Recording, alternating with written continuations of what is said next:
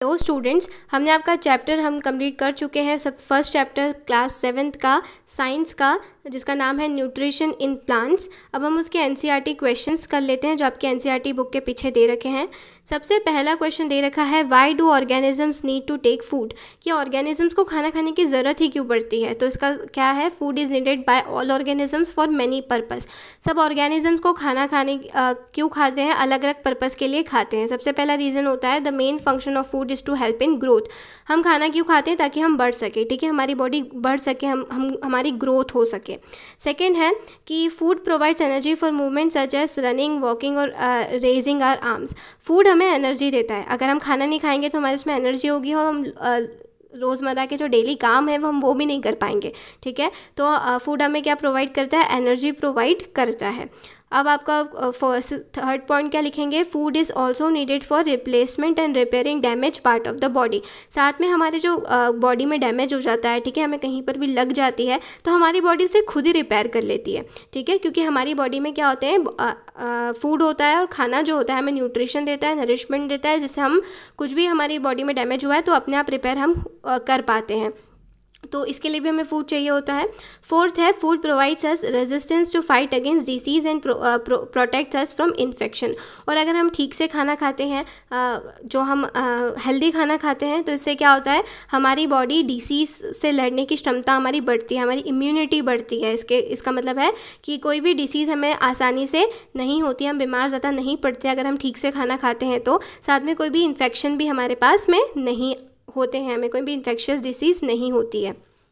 तो ये सब चीज़ों के लिए हमें फूड की आवश्यकता होती है। अब सेकंड क्वेश्चन आपको दे रखा है, distinguish between parasite and saprotroph, कि सेप्रोट्रॉफ न्यूट्रिशन जो होता है और जो पैरासाइट्स होते हैं उसमें क्या डिफरेंस होता है। तो सेप्रोट्रॉफ्स क्या करते हैं, acquired nutrients from dead and decaying matter, कि सेप्रोट्रॉफ क्या करते हैं, जो चीज़ सड़ने वाली होती है, जो चीज़ ख़राब हो जाती है, उससे अपना खाना लेते हैं। जैसे ब्रेड पे जो फंगस आती है, फंगस हो गई, मशरूम्स हो गए, वो ऐसी चीज़ों पे पनपते हैं जो कि ख़राब हो गई, सड़ चुकी है, उससे अपना न्यूट्रिशन लेते हैं।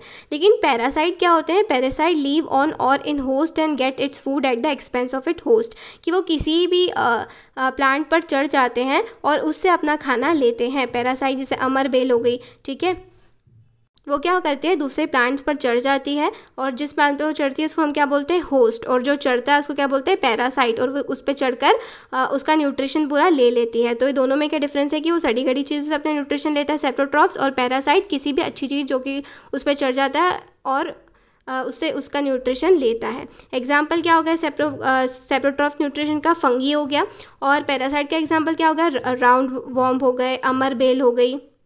अब थर्ड क्वेश्चन दे रखा है, how would you test the presence of starch in leaves, कि लीव्स जो होती हैं, पत्तियाँ जो होती है, उसमें स्टार्च होता है। स्टार्च मतलब जो खाना बना है, ठीक है, कार्बोहाइड्रेट बना है, मतलब जो खाना बना है वो पत्तियों में स्टोर होता है। तो कैसे आप ये बता सकते हो कि पत्तियों में ही खाना बनता खाना रहता है प्लांट्स का।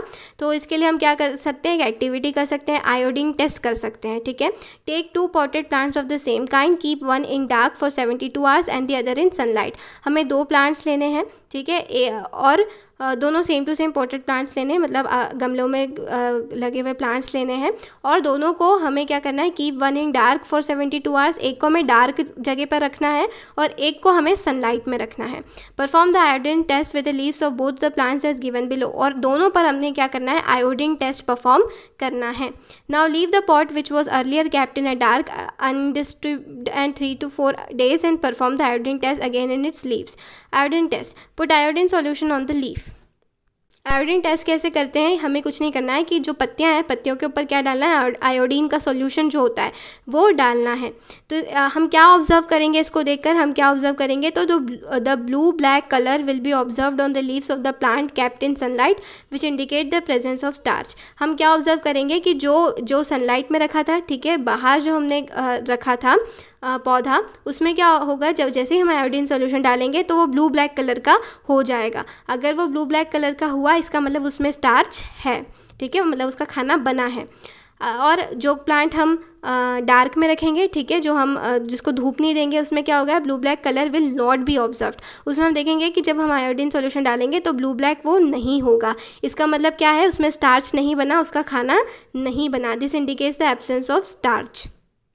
तो पत्तियों में खाना है या नहीं, स्टार्च बना है या नहीं, हम कैसे प्रूव कर सकते हैं कि एक को हमने सनलाइट में नहीं रखा, सनलाइट में नहीं रखा मतलब उसका खाना नहीं बना, और एक को सनलाइट में रखा और फिर हमने प्रूव किया कि आयोडीन सॉल्यूशन डाल के देखो इसमें खाना बना है, मतलब इसमें स्टार्च है, तभी ये ब्लू ब्लैक हुआ, और एक में स्टार्च नहीं बना मतलब खाना नहीं बना तो ब्लू ब्लैक नहीं हुआ। इससे हम प्रूव कर सकते हैं कि पत्तियों में स्टार्च का प्रेजेंस है कि नहीं।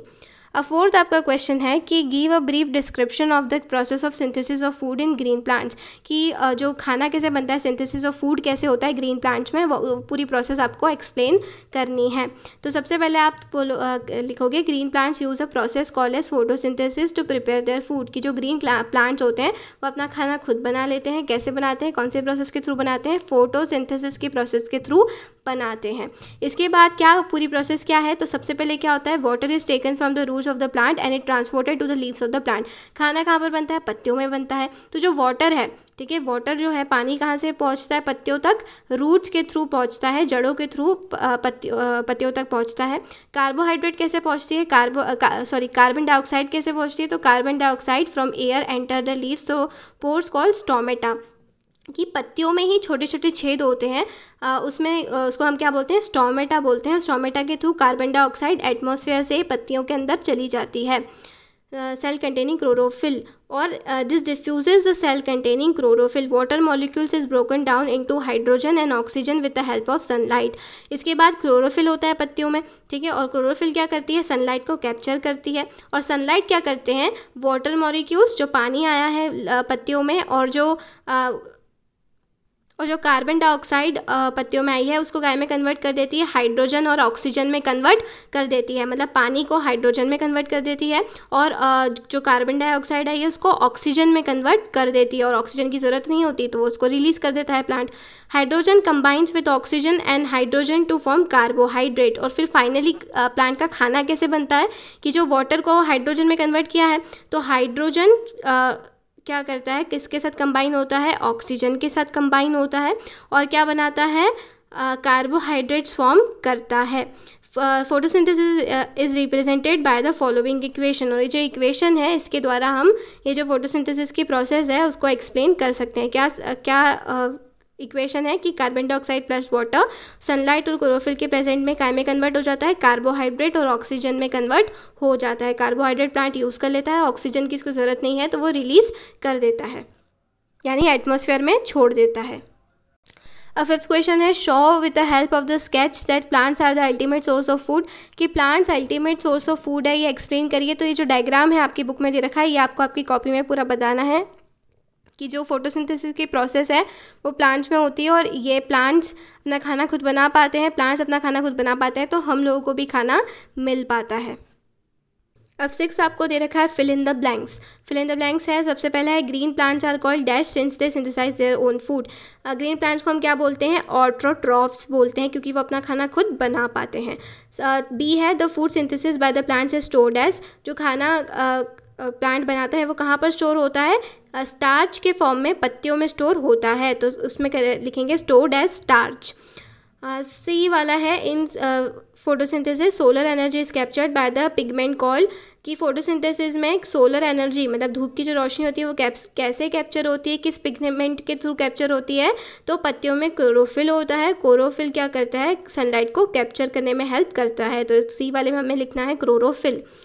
डी वाला है कि ड्यूरिंग फोटोसिंथेसिस प्लांट्स टेक इन, फोटोसिंथेसिस में प्लांट्स कौन सी गैस लेते हैं, तो कार्बन डाइऑक्साइड लेते हैं, और क्या रिलीज़ करते हैं, क्या छोड़ते हैं, ऑक्सीजन रिलीज़ करते हैं, क्योंकि ऑक्सीजन जो है फोटोसिंथेसिस से बनता है, कार्बन डाइऑक्साइड ऑक्सीजन में कन्वर्ट हो जाती है, और प्लांट्स को ऑक्सीजन चाहिए ही नहीं तो उसको रिलीज़ कर देते हैं।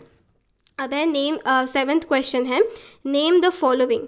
आपको कुछ प्लांट्स दे रखे हैं जो ऐसे दिखते हैं और उसको आपको उनके नाम बताने हैं। तो सबसे पहले a parasite plant with yellow slender and tubular stamp, कि ऐसा कोई पैरासाइट का नाम बताओ जो कि येलो कलर का होता है, स्लेंडर होता है, उसका स्टेम्प, तो इसका आंसर क्या है, कैस्कटा। ठीक है, कैस्कटा क्या होता है, पैरासाइट होता है जो येलो कलर का है।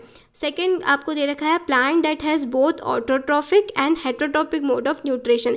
ऐसे प्लांट्स जो कि प्लांट्स को भी खाते हैं, ठीक है, जो ऐसे प्लांट्स जो प्लांट्स को भी खाते हैं, छोटे छोटे इंसेक्ट्स को भी खाते हैं, जो हेटरोट्रॉफ्स को भी खाते हैं। तो ऐसे प्लांट्स कौन होते हैं? इंसेक्टिवोरस प्लांट्स, ठीक है। इंसेक्टिवोरस प्लांट्स अपना खाना खुद फोटोसिंथेसिस से तो बनाते ही हैं, लेकिन उससे उनको पूरा न्यूट्रिशन नहीं मिल पाता, तो वो क्या छोटे मोटे इंसेक्ट्स को भी खाते हैं अपना प्रॉपर न्यूट्रिशन के लिए। थर्ड है the pores through which leaves exchange gases. ऐसी पोर्स जिससे लीव्स एक्सचेंज करती हैं गैसेस, तो उसको हम क्या बोलते हैं? स्टोमेटा। अब 8th क्वेश्चन है टेक द करेक्ट आंसर्स। आपको टेक द करेक्ट आंसर करना है। तो अमर बेल इज़ एन एग्जाम्पल ऑफ। अमर बेल किसका एग्जाम्पल है? तो किसका एग्जाम्पल है? सेकेंड ऑप्शन, पैरासाइट का एग्जाम्पल है। अब बी वाला है the plant which traps and feeds on insects is. जो प्लांट्स जो कि इंसेक्ट्स को ट्रैप कर लेते हैं और उनको पचा के अपना न्यूट्रिशन लेते हैं, उनको क्या बोलते हैं हम? तो पिक्चर प्लांट बोलते हैं, जो हमने एग्जाम्पल देखा था पिक्चर प्लांट। इन जो ऑप्शंस में से कौन सा प्लांट होता है? पिक्चर प्लांट जो है वो इंसेक्ट्स को खाता है। अब 9th है आपको मैच द कॉलम। कॉलम 1 और कॉलम 2 में जो सही है उसको मैच करना है। तो सबसे पहला क्लोरोफिल को कैसे मैच करेंगे? लीफ, ठीक है। क्लोरोफिल कहाँ पर होता है? लीफ में होता है। नाइट्रोजन को कैसे मैच करेंगे? बैक्टीरिया को, ठीक है, बैक्टीरिया से मैच करेंगे, क्योंकि नाइट्रोजन जो कैसे फिक्स होती है? बैक्टीरिया के थ्रू फिक्स होती है। कौन सा बैक्टीरिया था? हमने देखा था कि जो लेग्यूमिनस प्लांट्स होते हैं उसमें कौन सा बैक्टीरिया होता है? राइजोबियम बैक्टीरिया होता है, जो क्या करता है? नाइट्रोजन को मिट्टी में डालता है ताकि प्लांट्स उसे ले सकें। अमरबेल, अमरबेल को कैसे मैच करेंगे? पैरासाइट, क्योंकि अमरबेल क्या है? एक पैरासाइट है जो अपना खाना खुद नहीं बनाती है, दूसरे प्लांट्स पर चढ़ जाती है और उनका न्यूट्रिशन लेती है, उनसे खाना अपना लेती है। एनिमल्स को कैसे मैच करेंगे? हेटरोट्रॉफ्स। एनिमल्स क्या होते हैं? हेटरोट्रॉफ्स होते हैं। इंसेक्ट्स को कैसे मैच करेंगे? इन पिक्चर प्लांट। पिक्चर प्लांट क्या खाती है? क्योंकि इंसेक्ट्स को खाती है। अब 8th वाले में आपको ट्रू एंड फॉल्स बताने हैं।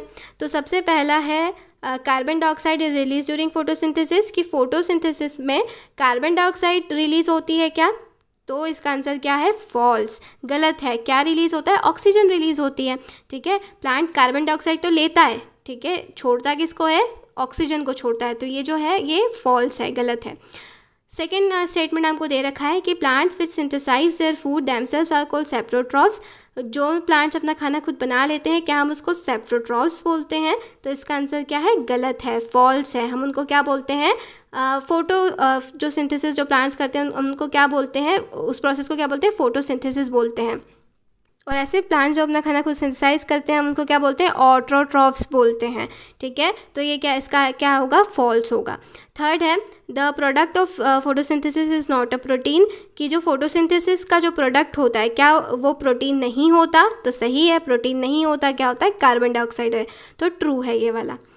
फोर्थ है solar energy is converted into chemical energy during photosynthesis. कि सोलर एनर्जी जो होती है क्या वो केमिकल एनर्जी में कन्वर्ट हो जाती है फोटोसिंथेसिस में? कि जो सोलर एनर्जी होती है जो हम सनलाइट लेते हैं, क्या वो केमिकल फॉर्म में कन्वर्ट हो जाता है? तो इसका आंसर क्या है? ट्रू, ठीक है। तो एक बार देखें तो फर्स्ट का फॉल्स है, सेकंड का भी फॉल्स है, थर्ड का ट्रू है और फोर्थ का भी ट्रू है। अब आपको 11th क्वेश्चन दे रखा है choose the correct option from the following. आपको दे रखे हैं उसको आपको सही ऑप्शन बताना है, कौन सा करेक्ट ऑप्शन है। तो सबसे पहला which part of the plant takes in carbon dioxide from the air for photosynthesis. कौन सा प्लांट का पार्ट कार्बन डाइऑक्साइड लेता है फोटोसिंथेसिस के लिए? तो लीफ में जो स्टोमेटा होता है, ठीक है, स्टोमेटा कार्बन डाइऑक्साइड को लेता है। तो स्टोमेटा, सेकेंड वाले ऑप्शन स्टोमेटा। 12th वाला है choose the correct option from the following. तो इसमें कौन सा दे रखा है? Plants take carbon dioxide from the atmosphere mainly through their. Plants carbon dioxide कैसे लेते हैं? किसके थ्रू लेते हैं? तो लीव्स के, ठीक है। लीव्स में क्या होता है? स्टोमेटा होता है, स्टोमेटा के थ्रू लेते हैं। तो इसका ऑप्शन क्या है? लीव्स के द्वारा कार्बन डाइऑक्साइड लेते हैं। अब लास्ट क्वेश्चन है आपका why do farmers grow many fruits and vegetables crops inside large green houses.